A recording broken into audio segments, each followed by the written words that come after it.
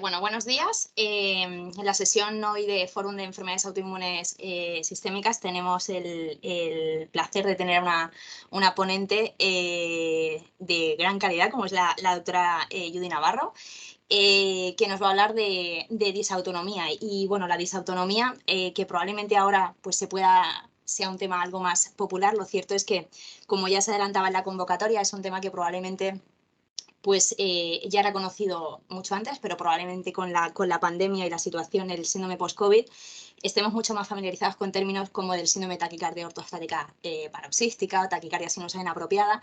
Pero también es cierto que si uno hace memoria y en el escenario dentro de las autoinmunes, algunas complicaciones como el síndrome de fibra fina, que vemos sobre todo en pacientes con síndrome de Sjögren, pues también entraría un poco dentro de lo que sería la disfunción autonómica, ¿no? La disautonomía.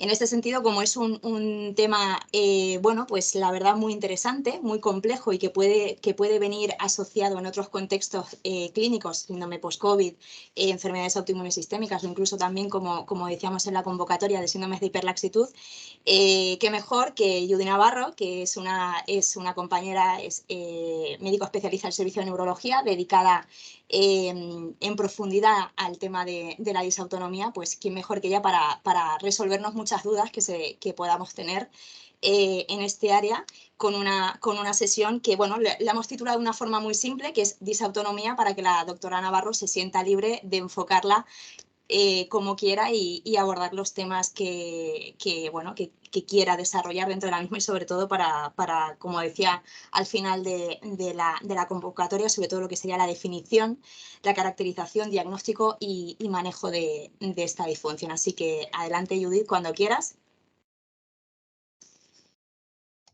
Muchas gracias, Gemma, por la presentación y por darme la oportunidad de hablar de este tema, que como ya sabéis los que me conocéis, pues es algo que me encanta. Entonces, vamos a compartir un segundín la pantalla, ahora en cuanto me deje. Vale. Y aquí. ¡Epa! Perdón. A ver, que no se quiere compartir. Ahora, creo que estamos, ¿verdad? Muy bien. Entonces, gracias por la invitación a poder compartir lo que es mi pasión. Y entonces, este es un poquito el esquema general de lo que vamos a hablar durante la mañana de hoy. ¿Y por qué esto es importante, no? Como dice Gemma, tenemos pacientes que vienen con quejas de hiperhidrosis, estreñimiento, irán al digestivo, irán al cardiólogo por palpitaciones, irán al neurólogo igual por mareo, que si el oído, que si aquí, que si allá, diarreas, incontinencia. ¿Y esto por qué? ¿Qué es lo que está pasando? Pues está pasando que la disautonomía es un cuadro complejo, que muchos compañeros vemos pequeños cachitos, pero que necesitamos un paso para atrás para tener una idea más global. ¿Y por qué hay tantos síntomas en disautonomía? Pues porque, como veíamos ya desde que estábamos todos en la facultad, el sistema nervioso autónomo son los nervios que llegan absolutamente a todas las partes de nuestro cuerpo. Estudiábamos que se diferenciaba una parte más simpática y una parte más parasimpática, con varios neurotransmisores, entre los que tenemos que destacar la acetilcolina a nivel ganglionar, que luego hablaremos un poquito más de ella. Y esto que parecía más o menos sencillo, que en la facultad en una hora ya lo dábamos por hecho, se nos está complicando. ¿Por qué? Porque ya vamos a los ganglios y esto no es tan sencillo como parecía. Vemos los receptores ganglionares nicotínicos de acetilcolina, de los que luego hablaremos, y que a nivel postganglionar tenemos receptores en el corazón, en los vasos, en las glándulas sudoríparas, a nivel renal. Esto ya se nos está empezando a complicar. Cuando yo estudiaba, el sistema nervioso autónomo empezaba de cuello para abajo, pero cada vez sabemos más que de cuello para arriba, a nivel central, hay centros que nos están integrando la respuesta al sistema nervioso autónomo con otros estímulos, con otros inputs, como por ejemplo reacciones al miedo, reacciones de estrés, y eso muchas veces se nos juntan todos los síntomas. Nuestros pacientes con disautonomía tienen muchas veces clínica que dices, es un ataque de ansiedad, porque notan palpitaciones, notan hipersudoración, notan manos frías, salivación. Bueno, es que igual estamos hablando de una disautonomía. ¿Por qué? Porque a nivel central todos estos centros están integrados. ¿Veis la amígdala, que es tan importante para todos estos temas emocionales? Pues en la amígdala se nos juntan las reacciones autonómicas a las emociones. Tenemos taquicardia cuando algo nos molesta. Y entonces, ¿esto cómo lo podemos mirar? ¿No? Vale, muchos centros, muchos núcleos, muchas cosas, pero ¿cómo lo miro? ¿Cómo lo miro? Pues para hacer la valoración del sistema nervioso autónomo tenemos cosas subjetivas, es decir, le pregunto al paciente, oye, ¿tú cómo estás? Y cosas objetivas, que me van a decir números, me van a decir cosas que puedo cuantificar. Si empezamos con las escalas subjetivas, con la que me gustaría que os quedarais un poquito, es con la escala COMPAS 31. ¿Por qué? Porque es la escala que estamos usando más a menudo en neurología, es la que se está utilizando en distintas enfermedades, en enfermedades de fibra fina, como es, por ejemplo, en la amiloidosis, estamos dando mucha importancia al COMPAS, y porque además os va a servir para guiaros toda la anamnesis del sistema nervioso autónomo. Si os bajáis el COMPAS, si a alguien le interesa, yo os lo puedo administrar. Son 31 preguntas en 6 dominios que nos hablan de intolerancia ortostática, cardiovascular, que preguntamos a nuestros pacientes, síncopes, presíncopes. Yo aquí lo que les digo siempre a mis residentes, a mis estudiantes, es que la anamnesis de un síncope es muy parecida a la anamnesis de una crisis de epilepsia. ¿Qué estabas haciendo antes? ¿Qué pasó durante el episodio? ¿Y qué pasa después? Estas 3 preguntas son fundamentales para intentar saber si estamos delante de un síncope, un presíncope, una crisis. Nos pueden ayudar muchísimo. Desde el punto de vista vasomotor, preguntamos a nuestros pacientes por cambios en la coloración de la piel, que en neurología esto, por ejemplo, lo vemos en atrofia multisistémica, lo vemos también en los síndromes de hiperlaxitud, cuando al ponerse de pie nuestro paciente cambia el color de los pies, realmente se te ponen rojos, se te ponen morados, son cambios muy espectaculares. Preguntamos por secreto motor, ojo seco, boca seca. ¿Por qué? Porque tenemos los neurólogos, aunque no os lo creáis, el Sjögren lo tenemos siempre en la cabeza, que no se nos pase, que no se nos pase. Gastrointestinal, preguntamos un poquito de arriba para abajo. Disfagia, preguntamos por síntomas más gástricos altos, por así decirlo, de digestiones pesadas, cosas que nos hagan pensar en una gastroparesia. Bajamos un poquito más para abajo, más a nivel intestinal, preguntamos tanto por diarreas como por estreñimiento. Tened también en la cabeza este dibujito de aquí de la balanza, porque en la disautonomía, tanto el exceso como el defecto nos puede dar síntomas. Vejiga urinaria, preguntamos por incontinencia, urgencia, y una gran pega que tiene el COMPAS 31, que lo hemos comentado varios compañeros, es que no pregunta por disfunción eréctil. Siempre, si me vendes un paciente, siempre lo voy a preguntar por disfunción eréctil. ¿Por qué? Porque nos da mucha información y es algo que el paciente, si no se lo preguntas, por pudor, por muchas cosas, no te lo va a contar espontáneamente, pero es algo que es importante de saber. Y preguntamos por pupilomotores, preguntamos por sensibilidad a la luz, problemas para enfocar, cosas que nos digan que estas pupilas, que sabéis que el simpático nos las dilata, el parasimpático nos las constriñe, no están funcionando bien. Problemas de esta escala no está validada en castellano. Tenemos un estudio en marcha para validarla, pero estamos todavía en ello. Segundo problema, la puntuación es un poquito farragosa, porque son 31 preguntas, 6 dominios y tenemos que hacer una puntuación ponderada sobre 100, no es solamente sumar. Cosas fáciles, es autoadministrada por el paciente en menos de 5 minutos y sobre este 100 en la literatura el punto de corte es 17, nuestro punto de corte es de 13. Pero fijaros aquí que pongo pacientes sin diabetes, sin quimioterapia y sin síndromes de sensibilización central, es decir, fibromialgia, fatiga crónica. Y vale, si tengo todos mis síntomas, he preguntado al paciente, le he hecho un 3er grado, pues ya estoy, ¿no? ¿Para qué quiero más? Pues hombre, sí necesitamos más cositas porque a veces los síntomas no son lo que parecen. Aquí podéis ver 2 registros de presión arterial continua.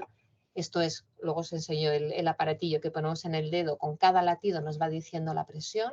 Esto es nuestro paciente en decúbito y esto es el comportamiento de su presión cuando le ponemos de pie. Este es el paciente en decúbito y veis esta caída en su presión cuando lo pongo de pie. Si yo os pregunto cuál de estos dos tenía síntomas, si os lo traigo es porque evidentemente el de arriba me explicó mareo, malestar, náuseas con la bipedestación, mientras que el de abajo estaba asintomático y el que tenía mareo, malestar y náuseas fui yo al ver esta reacción de la presión. Entonces, necesitamos datos. El paciente nos puede decir que está muy bien o que está muy mal, nos puede guiar, por supuesto, pero necesitamos datos. Y aquí, desde neurología, ¿qué os podemos dar? ¿Qué os podemos ofrecer como estudio del autónomo? Pues os podemos ofrecer el estudio continuo de la presión arterial latido a latido de manera no invasiva con este tipo de monitores. Aquí veis en el dedo, son unos manguitos chiquitines que nos van a dar con cada latido del corazón cómo está la presión.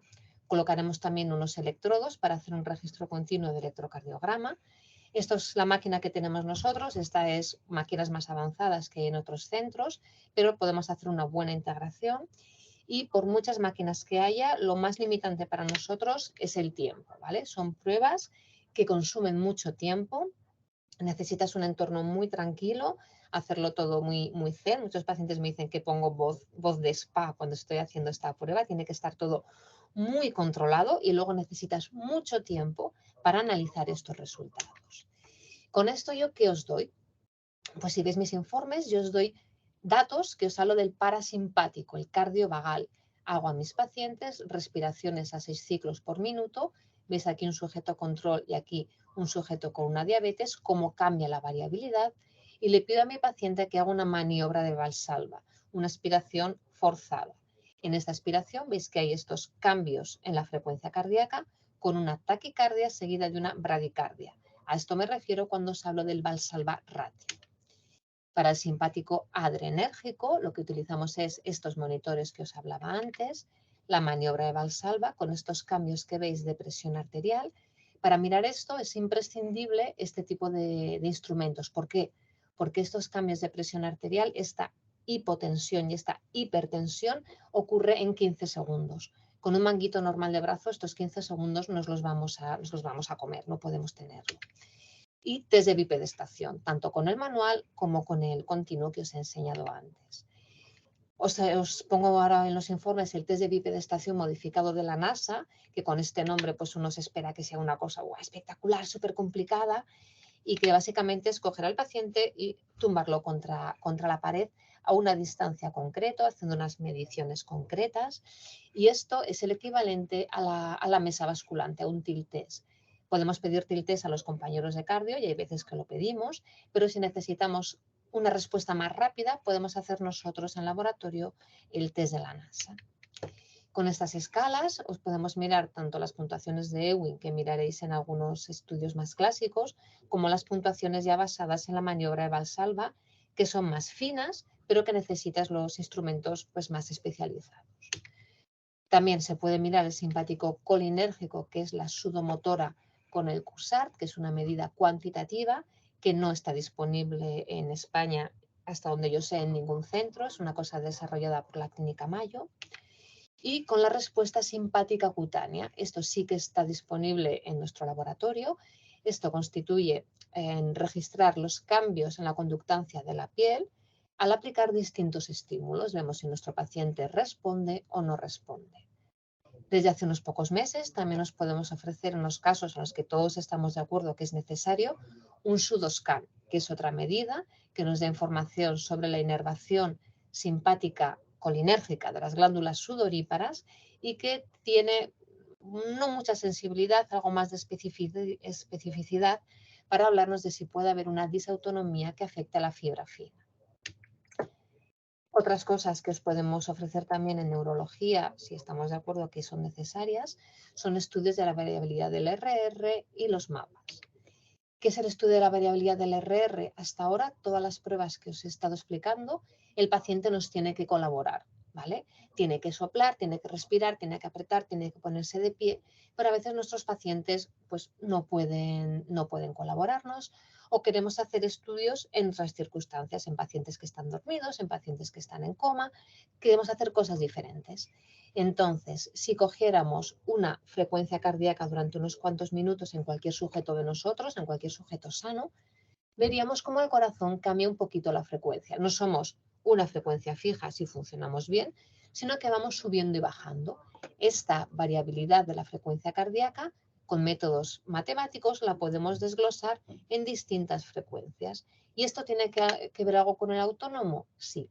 Si os fijáis, el sistema nervioso simpático sabemos que aumenta la frecuencia cardíaca. Si yo tengo una frecuencia cardíaca acelerada, la variabilidad que voy a tener entre este latido y este va a ser pequeñita. ¿Por qué? Pues porque tengo poco tiempo para variar. si tengo una activación del sistema nervioso parasimpático, voy a tener una bradicardia y me va a aumentar mi variabilidad. ¿Por qué? Porque entre este latido y este, si tengo un latido, otro latido, aquí tengo mucho tiempo para hacer variabilidad. Si mi latido viene aquí, tengo menos tiempo.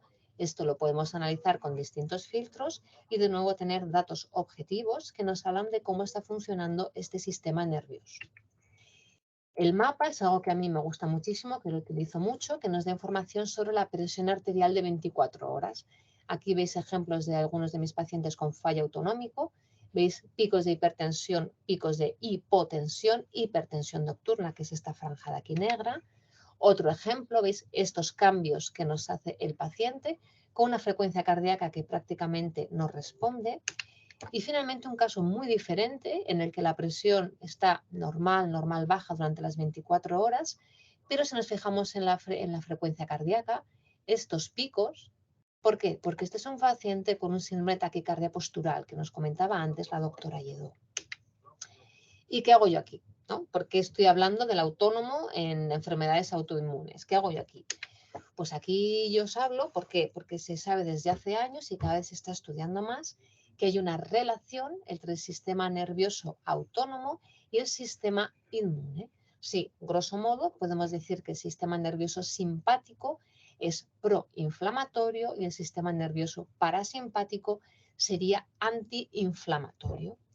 En enfermedades autoinmunes, esto se está mirando ya desde hace tiempo. Por ejemplo, en este artículo de 2007 de Lupus, utilizando la batería de Ewing, que era esta que decíamos que podemos hacer sin tener medidas más avanzadas de continuo, se veía como pacientes con lupus, artritis reumatoide y Sjögren, muy frecuentemente, más de la mitad de ellos, tenían una disfunción autónoma que podíamos calificar como moderada o grave respecto a los controles. Como pequeña crítica a este estudio se podría decir, bueno, que incluyeron pacientes con diabetes, pero bueno, tanto en controles como en enfermedades autoinmunes. Esto se podría replicar y se podría hilar un poquito más fino, bueno, una línea que hay dejo. Entonces, nosotros cuando somos neurólogos y tenemos un paciente con una sospecha de fallo autonómico, ¿qué tenemos en la cabeza? Pues lo primero que tenemos en la cabeza es intentar saber si es un fallo autonómico puro o si es un fallo autonómico en el que vemos otras cosas en la exploración. Primero, exploración física. Si es un fallo autonómico puro, agudo, aquí entramos un trabajo en equipo. ¿Por qué? Porque se nos enciende la bombilla de que puede ser un origen autoinmune. Algo en neurología que pasa muy rápido o es un ictus, ¿vale? Porque puede ser un ictus, o muchas veces es algo autoinmune, las cosas más rápidas que vemos en neurología. Si es una cosa más crónica, en nuestra cabeza como neurólogos nos entran las alfa-sinucleinopatías, que estas no tienen que ver en principio con autoinmunes, y si encontramos signos y síntomas de que hay una neuropatía periférica, otra vez entramos en contacto con vosotros. ¿Por qué? Porque si hablamos de neuropatías sensitivas, pensaremos en un síndrome de Sjögren. Si hablamos de neuropatías más distales, en nuestra cabeza entra la vasculitis, el VIH y otro tipo de neuropatías de fibra fina. Aquí pedimos autoanticuerpos, biopsia de glándula salivar y os pedimos ayuda para hacer el manejo entre todos estos pacientes. Entonces, una cosa aguda con la que sí que es importante que tengáis en la cabeza son las ganglionopatías autonómicas autoinmunes.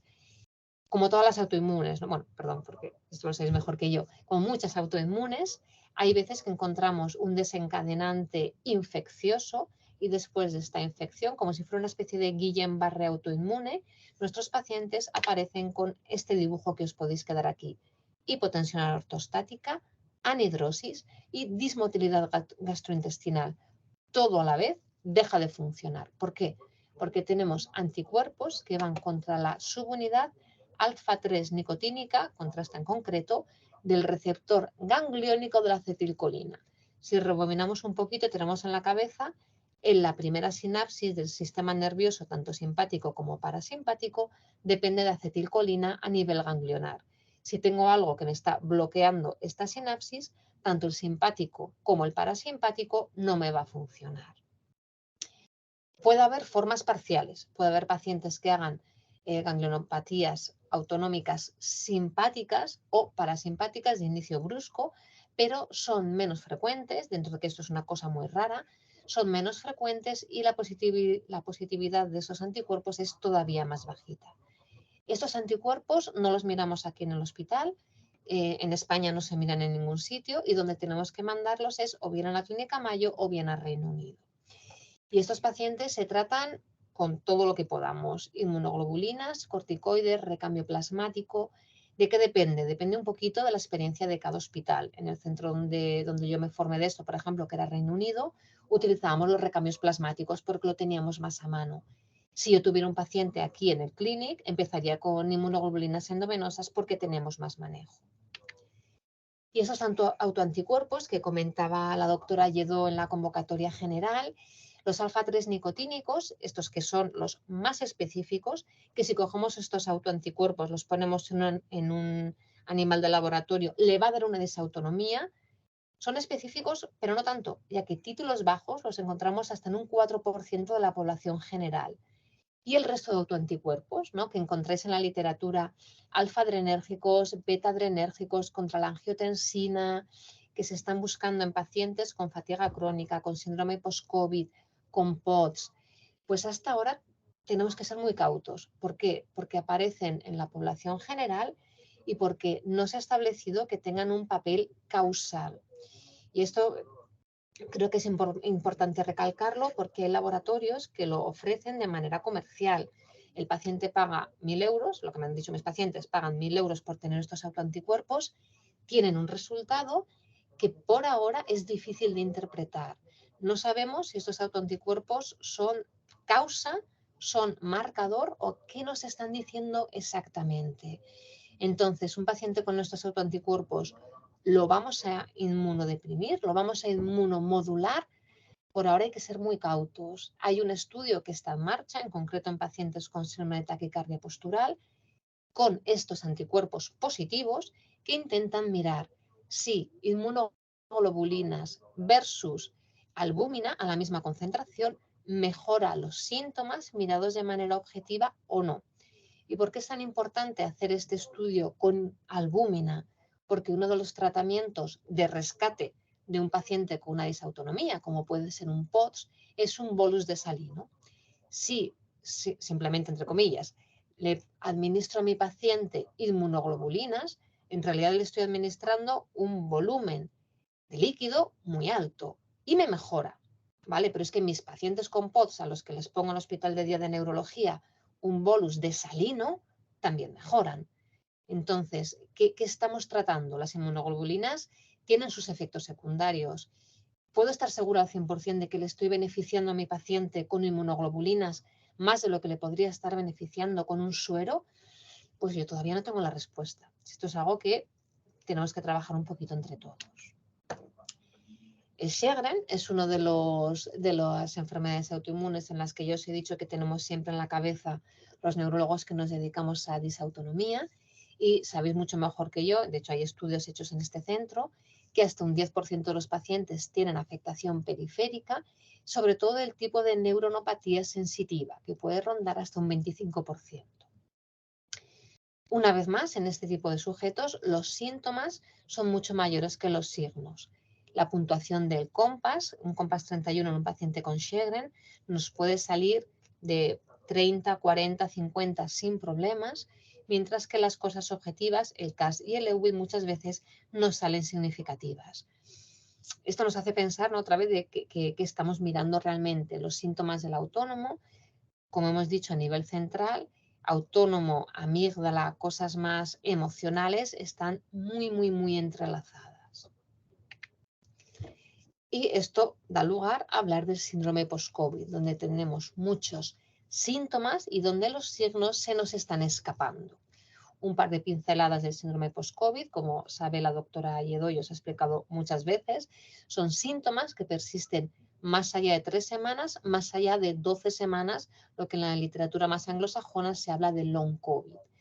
Estos síntomas, que están relacionados con disfunción del sistema nervioso autónomo, son fatiga, palpitaciones, intolerancia ortostática, con una prevalencia por ahora desconocida, desde el 53 hasta el 66 según algunas series, pero según cómo lo miremos. Porque los estudios del autónomo post-COVID hablan de que puede haber hipotensión ortostática, que puede haber POTS, que puede haber síncopes, pero lo mismo, ¿cómo lo estamos mirando? Hay muchas maneras diferentes de mirarlo y no nos podemos quedar solamente con los síntomas. ¿Cuál es la hipótesis de la disautonomía en el COVID? La tormenta citoquímica que hablábamos al principio de la pandemia.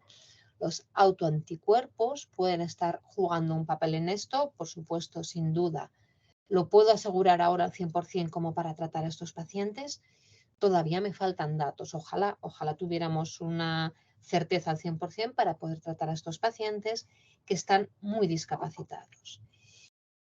El POTS, el síndrome de taquicardia postural, que muchas veces se asocia al post-COVID, a la fatiga crónica y a la fibromialgia, ¿qué es? Pues nos lo dice su propio nombre. Taquicardia, es decir, aumento de la frecuencia cardíaca. ¿Cómo? Este aumento tiene que ser sostenido durante más de 30 segundos. Es decir, si mi paciente de manera puntual hace unos picos, no cumple criterios. ¿Cuánto? Más de 30 latidos por minuto o más de 40 en gente menor de 19 años, o que de manera estable se mantenga por más de 120. ¿Y cuándo? Dentro de los 10 primeros minutos de ortostatismo o de la mesa basculante, que a veces los pacientes se hacen pruebas externas, te traen los informes y al minuto 20 de la mesa basculante hizo una taquicardia. Pues no es un POTS. Al minuto 15 hizo una taquicardia porque le puse un puff de nitro. Pues no es un POTS. Tiene que ser en los 10 primeros minutos. Y en ausencia de hipotensión ortostática. ¿Por qué? Lo mismo, muchas veces el paciente te trae el informe con diagnóstico de POTS, tú lo miras y lo que ves es que ha hecho una bajada de presión arterial y una taquicardia compensatoria. Pues menos mal que ha hecho la taquicardia, no es un POTS, es la taquicardia compensatoria a su presíncope vasovagal. Y tiene que dar síntomas. El síndrome quiere decir que se acompaña de síntomas de hipoperfusión cerebral, hiperactividad autonómica que exceden con el decúbito. Si un sujeto control me aumenta 30 latidos por minuto con el ortostatismo, pero no tiene síntomas, no tiene tampoco un POTS. ¿Cuál es la causa del POTS? Pues no se sabe todavía. Hay muchísimas causas, podemos tener causas más centrales como causas más periféricas y la mayoría de pacientes que vemos en nuestro servicio están relacionadas con conectivopatías, sobre todo con el síndrome de Ehlers-Danlos hipermóvil. ¿Esto qué es? Es una colagenopatía en la cual el colágeno es más distensible. Esto hace que cuando nuestro paciente cambie de postura, la cantidad de volumen de sangre que cae a extremidades inferiores y abdomen es más grande que en la población general y de manera refleja el corazón hace una taquicardia que nos intenta compensar este volumen que se ha ido para las piernas. Hay otras causas, por supuesto, una neuropatía de fibra fina, autoanticuerpos, activación de... no me sale el nombre. Bueno, el caso es una activación simpática excesiva, de condicionamiento, por supuesto. La experiencia que tenemos nosotros, en colaboración con la doctora Y2, podemos presentar datos de sujetos que entre mayo del 2020 y mayo del 2022 fueron derivados a nosotros por quejas cardiovasculares post-COVID. 24 de ellos tenemos un estudio completo del sistema nervioso autónomo, más otros estudios si se consideraba clínicamente relevante. ¿Y qué encontramos? En la mayoría de ellos no encontramos alteraciones. En 5 de ellos, es decir, un 20%, que esto recuerda a la literatura, encontramos un síndrome de taquicardia postural y en un número menor una taquicardia sinusal inapropiada. Nuestros pacientes con POTS eran en su mayoría mujeres, como típicamente se ve en las enfermedades autoinmunes, que habían tenido o no confirmación con PCR durante la infección aguda por COVID, con síntomas muy parecidos, como veis, palpitaciones, intolerancia ortostática, síncope, presíncope. La mayoría de ellos se realizó tratamiento sintomático, sobre todo con ivabradina, con buena recuperación en la mayoría de ellos, menos en un caso que no acabamos y todavía a día de hoy no conseguimos que acabe de mejorar. Y tuvimos un único caso externo en la que esta paciente, que de hecho había pasado un COVID asintomático y se diagnosticó por inmunidad celular, tenía una neuropatía de fibra fina con dolor neuropático, intolerancia ortostática y que requirió de tratamiento con inmunoglobulinas endovenosas con mejoría. Esta es una paciente externa a nuestro centro. ¿Y esto para qué nos sirve un poquito? Pues todo esto que os he estado contando, este sistema nervioso autónomo que está en todas las partes del cuerpo, que tiene estos niveles centrales, pues la gente se puso a pensar y dijo, ostras, pues si tengo nivel central, tengo algo que me llega a todo el cuerpo, tengo una relación entre el autónomo y la inflamación, pues voy a utilizarlo esto a favor de mis pacientes. ¿Y cómo lo puedo hacer? Estimulando el nervio vago. Si os he dicho que el sistema nervioso simpático es proinflamatorio, el parasimpático es antiinflamatorio, pues voy a intentar cambiar esta balanza, ¿no? Me va a interesar tener un vago potente. Entonces, aquí a nivel del trago llegan ramas del nervio vago que yo puedo estimular. A través de estimulación de estas ramas aferentes, llego hasta la médula, es que llego hasta el tronco del encéfalo, hasta los núcleos del tracto solitario. De aquí puedo activar las terminaciones parasimpáticas que llegan hasta el corazón y producir una bradicardia relativa. Pero es que además estos mismos núcleos tienen salidas simpáticas inhibitorias. Esto me va muy bien porque me voy a activar el parasimpático y voy a ayudar a inhibir el simpático. Y pues esto lo estamos haciendo. Esto en colaboración con vosotros, sobre todo doctor Cervera, doctora Alves, doctor Ríos y doctor Rodríguez, compañeros de la Universidad de Girona, estamos mirándolo. Pacientes con lupus, estamos intentando hacer este switch. Estamos haciendo estimulación no invasiva del nervio vago, pero claro, ¿cómo? Pues todavía no se sabe. Distintas frecuencias, estamos cambiando frecuencias para buscar tanto cambios en los síntomas como en los signos clínicos y en los parámetros bioquímicos. Esto es un estudio que podéis comprobar en clinicaltrials.gov, donde está un poquito todo el protocolo. Dos pinceladas solamente de base del tratamiento para poder dejar tiempo a tener un poquito de debate, que seguro que será alguna cosilla. Sobre todo, si nos tenemos que quedar con algo, nos quedamos con el tratamiento de la hipotensión ortostática. ¿Por qué? Porque es lo que más limita a nuestro paciente. La gastroparesia, el estreñimiento, la diarrea lo limita relativamente, pero la hipotensión ortostática es el marcador que más nos va a limitar la vida del paciente. Y esto vamos a tratarlo diferente si es sintomático o si es asintomático. Si es asintomática, la tengo que tratar, sí. Tengo que educar a mi paciente, aunque sea asintomática. Tanto sintomática como asintomática, empezamos con medidas no farmacológicas. La primera de ellas, por favor, revisamos los fármacos. Paciente con hipotensión ortostática, revisamos toda la lista de fármacos para ver qué es lo que podemos cambiar, eliminar, sugerir cambios. Vamos con los fármacos. Después, lo que decimos siempre, agua, sal, medias de compresión, cambios posturales, tilt de la cama durante la noche. Si continúan los síntomas, lo que nos va a marcar la pauta de tratamiento es la presencia o no de hipertensión supina. Hipertensión supina que puede ser asintomática. Nuestro paciente no nos va a contar que por la noche se pone a 200. Y si recordáis, los mapas de presión se ponen a 200. Algunos se pueden contar cefalea, pero muy poquitos. ¿Cómo vamos a ver si tiene hipertensión? O bien mirándolos nosotros en laboratorio o idealmente con un mapa de 24 horas.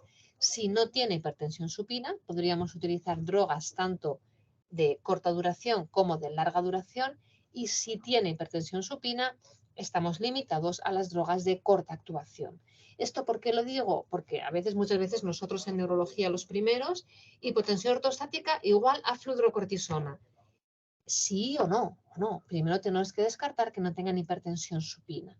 Si tienen hipertensión supina, que la definimos como más de 14,9 estando en supino, tumbados, vamos a intentar tratarla. Si no conseguimos tratarla, tenemos que mirar muy bien, discutir con paciente y familiares el riesgo-beneficio.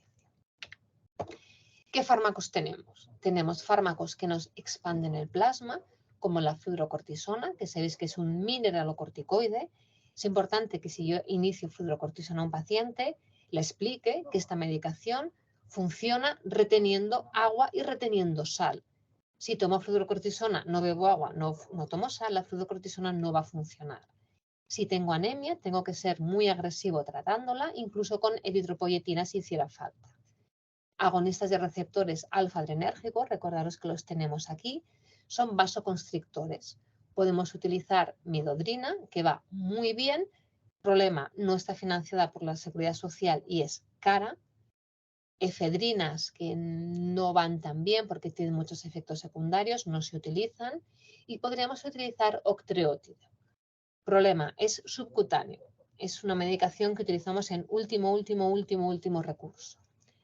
Hay un fármaco que también funciona muy bien, de corta duración, que es la droxidopa, que es un precursor de la noradrenalina, que no está comercializado en Europa.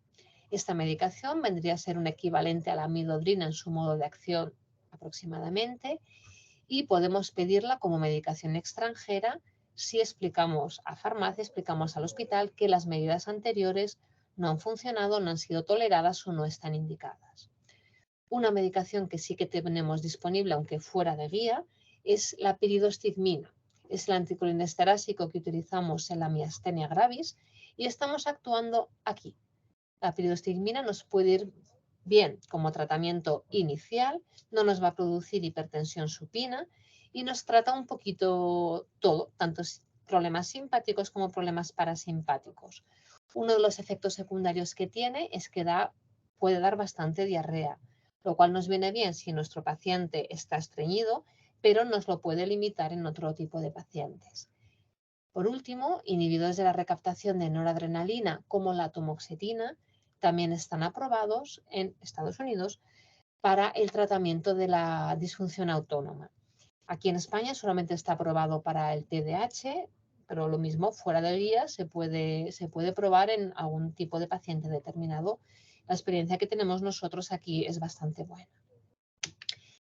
Entonces, en resumen, ¿qué os quería intentar transmitir? Que lo primero, la disautonomía existe, de verdad existe, nuestros pacientes están muy limitados por esto. Síntomas no es igual a signos, no todo paciente que tiene síntomas vamos a encontrar signos de que realmente hay un problema objetivo en este tipo de nervios por todas las conexiones que hemos hablado. Como despistaje podemos utilizar el COMPAS 31, pero el gol estándar van a ser los test de reflejos autonómicos.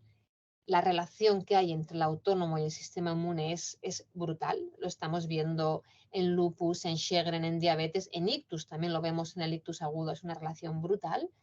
Y el tratamiento, cuando hemos confirmado que esto es un fallo objetivo, empezaremos siempre con los no farmacológicos, seguiremos con los farmacológicos apoyándonos en mapas de presión arterial y tiene que ser un tratamiento dinámico. Nuestro paciente va a ir cambiando, sus síntomas van a ir cambiando y tenemos que ir juntos adaptándonos para poder mejorar su calidad de vida. Y solamente agradeceros el haberme dado esta ventana para poder intentar explicar un poquito qué es lo que hago, lo que puedo ofrecer y cómo podemos seguir trabajando juntos. Muchas gracias.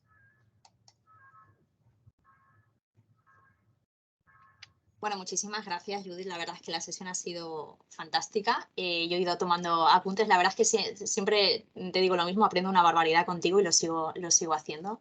Y bueno, no sé si dar pie a si hay alguien quiere hacer alguna pregunta de la audiencia, alguna duda, aunque yo creo que ha sido todo muy claro. No sé si alguien se anima. Buenos días. Judith, soy Gerard. Quería hacer algunos comentarios. Bueno, lo primero, felicitarte por la sesión.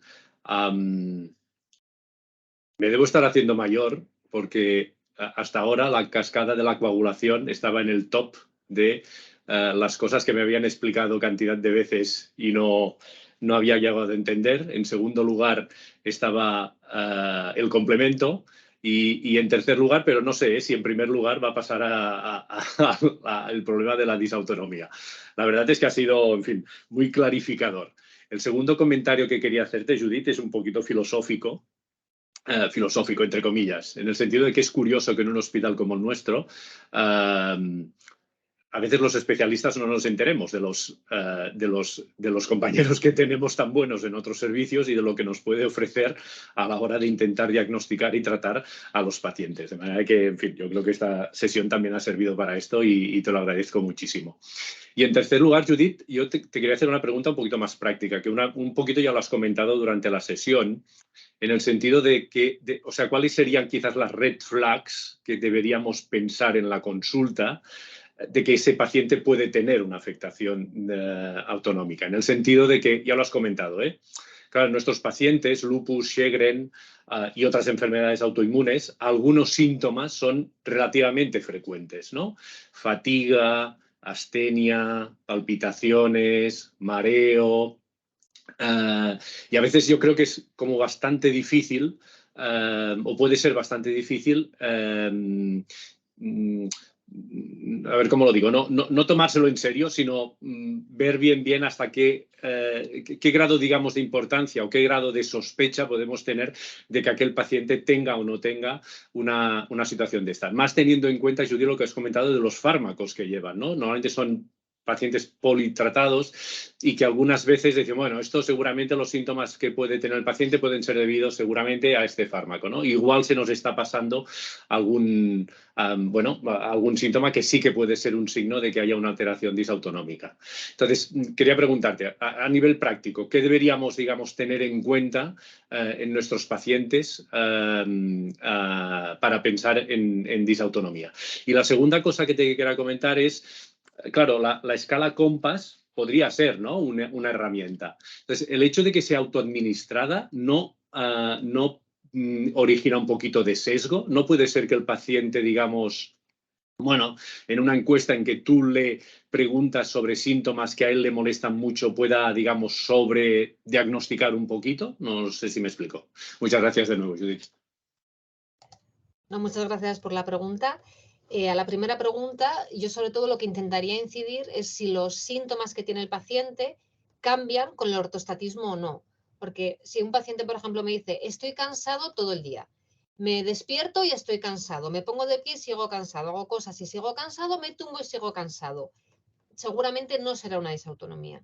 Los pacientes con, por ejemplo, con POTS tumbados están la mar de bien. Es cuando se ponen de pie e intentan hacer cosas, cuando tienen que frenarse por estos problemas.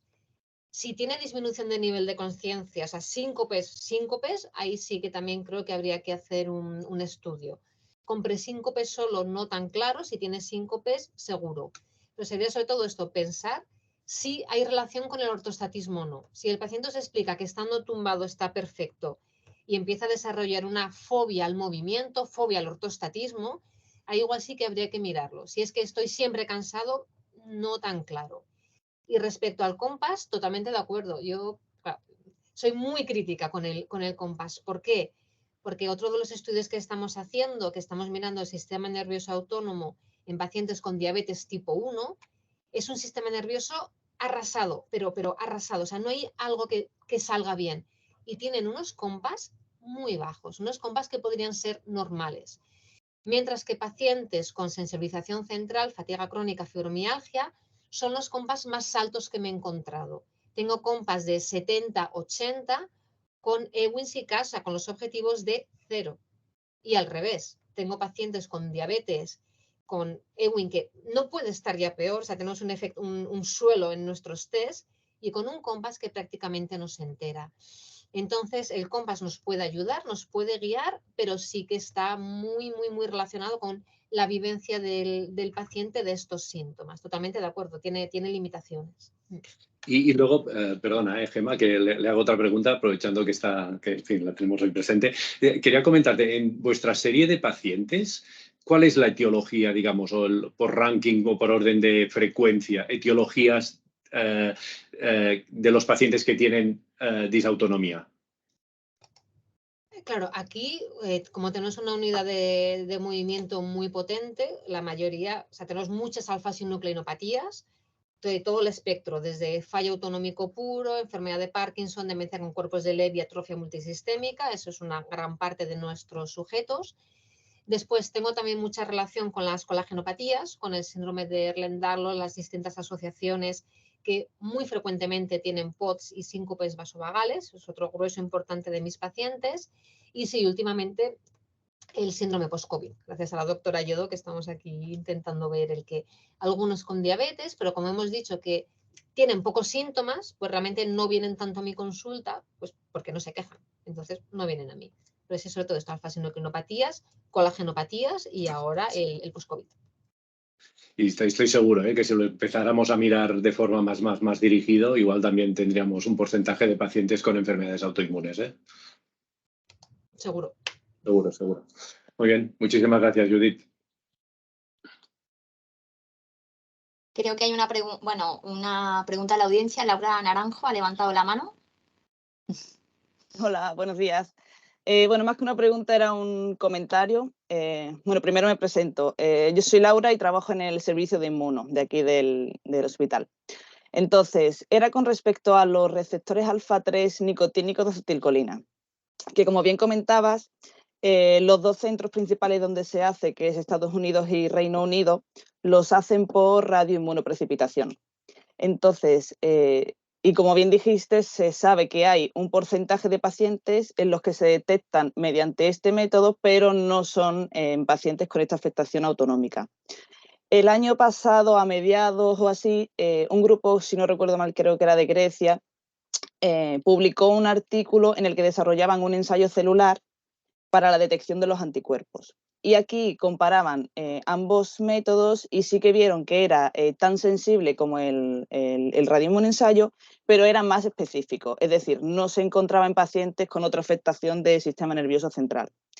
Entonces, a raíz de esta publicación, tenemos en mente intentar poner a punto el ensayo aquí en el hospital. Entonces, la idea es, no sé si tenéis algún paciente con anticuerpos positivos que nos pudiera servir para hacer algo, a ver si somos capaces de desarrollar el ensayo o no.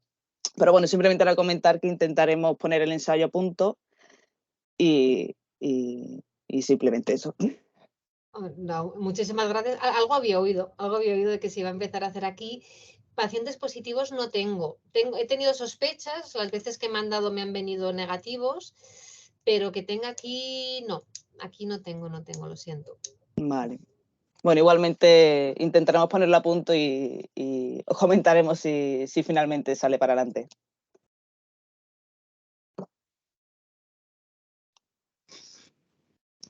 Bueno, si nadie se anima, yo quisiera aprovechar también para hacer alguna pregunta, Judith. Bueno, me ha llamado la atención precisamente con el Compass 31. Bueno, una cosa, yo el Compass 31 con los pacientes a la consulta tengo que confesar que se lo hago yo, pero porque me permite discriminar algo más, porque algunos síntomas, bueno, pues sobre todo porque dentro del Compass también te dice que respecto a los últimos meses si está mejor, peor o igual, ¿no? Y hay veces que es como cuando les hago el cuestionario de síntomas en general del post-COVID.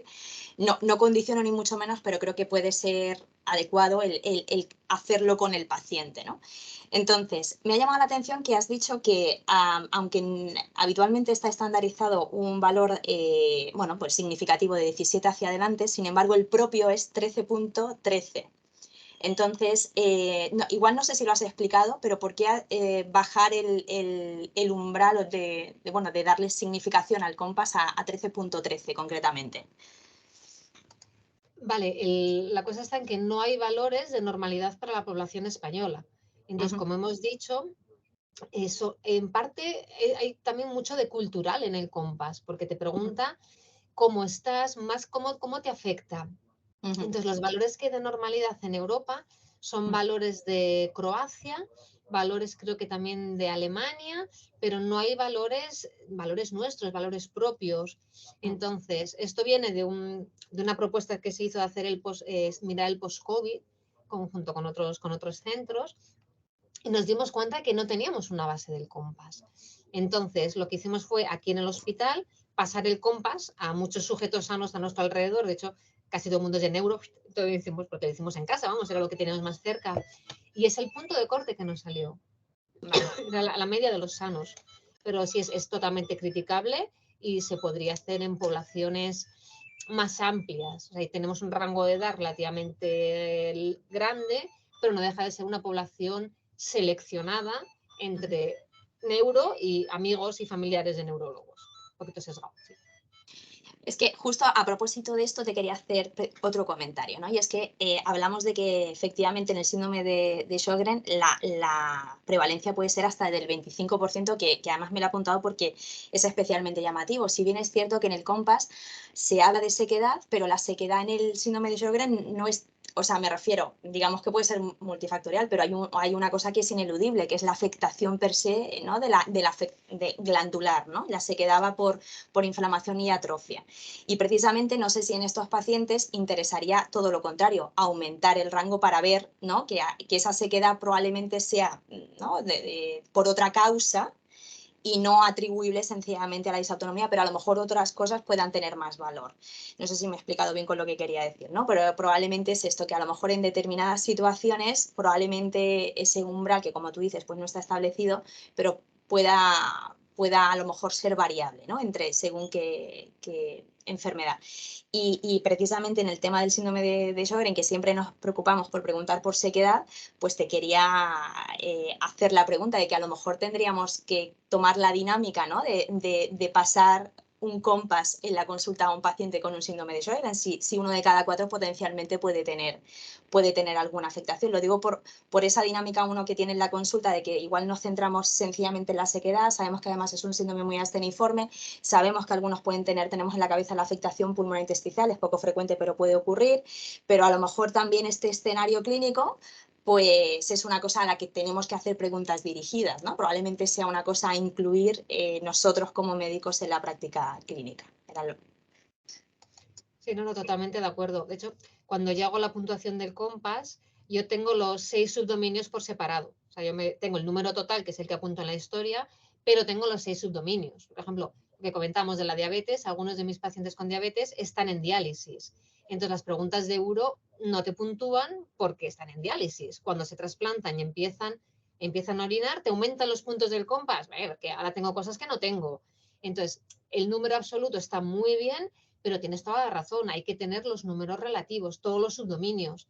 Por ejemplo, en el subgrupo de pacientes con Sjögren, pues habría que comparar el resto de subdominios con la población general, quitando el pupilomotor, o sea, quitando el síndrome Zika, porque es que ya lo van a tener. Totalmente de acuerdo.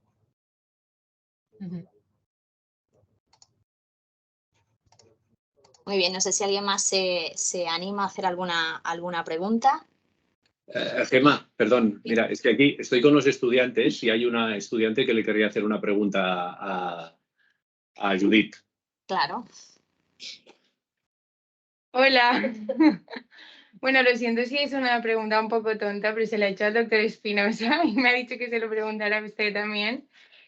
Nada, usted sobre todo ha hablado sobre el síndrome de Sjögren y su afectación o su posible afectación en caso de alteración del sistema autónomo. En caso de otro tipo de malaltías autoinmunitarias, ¿también se debería tener en cuenta esto en la consulta o solamente se debería centrar en pacientes con síndrome de Sjögren? Gracias. Perdón, es que me ha sacado el ordenador y me he perdido el inicio de la pregunta. ¿Si me la podéis repetir? Sí, Judith, pregunta si que sobre todo has mencionado el síndrome de Sjögren. Si hay algunos datos, más allá, por ejemplo, también de pacientes con lupus, en otras enfermedades autoinmunes. En Sjögren y en lupus, seguro. El resto de enfermedades no lo sé, pero de hecho, o sea, yo hasta ahora en Londres había visto muchos más lupus que Sjögren. Sjögren me llegaban muy poquitos y lupus relativamente frecuente venían más. Por eso en mi cabeza era más lupus, pero sí que es verdad que en la literatura es más Sjögren. Entonces, para mí son los dos grupos principales a tener en cuenta. Es probable, ¿no? Gracias. Es probable que no le hagamos, o sea, que nos centremos mucho en las plaquetas, en la anemia, en el riñón, en la orina y que igual estos síntomas, ¿no? Asumimos que deben estar dentro del espectro de, pues esto, de la autoinmunidad. Igual no, hay que hacerle un poquito más de caso.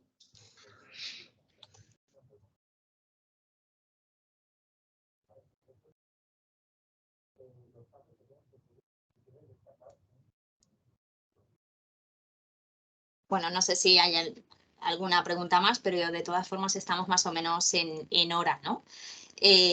Así que, bueno, si nadie más se anima, yo nuevamente agradecerte, Judith, no solamente la sesión, sino la verdad es que la suerte de tenerte, que te tengo cerca y además no solamente compartimos pacientes, sino que además con la suerte de poder, incluso algunas interconsultas previas por email, eres una persona súper accesible, súper profesional y eres una suerte tenerte, bueno, trabajando codo con codo. Así que y seguir aprendiendo de ti, como te digo, que la verdad es que es un auténtico placer.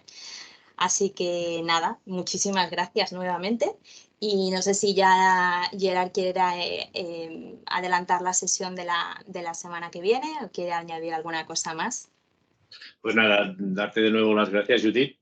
Y, en fin, una cosa también has comentado que igual esto puede ser una línea de investigación futura o a medio plazo, pues igual nos tendríamos que sentar un día y bueno, a ver cómo lo podemos plantear, sobre todo, Judith, para que no te mueras del éxito. Ya sabes por dónde voy, ¿eh? Que igual, sí. ¿no? Nos venimos arriba y te crujimos. Nada, de nuevo, muchísimas gracias y ha sido un placer, Judith. La sesión de la semana que viene es de anemia hemolítica autoinmune y la va a dar la doctora Nomdedeu, que es especialista del servicio de hemostasia. Pues nada, os esperamos la semana que viene. Muchas gracias. Hasta luego.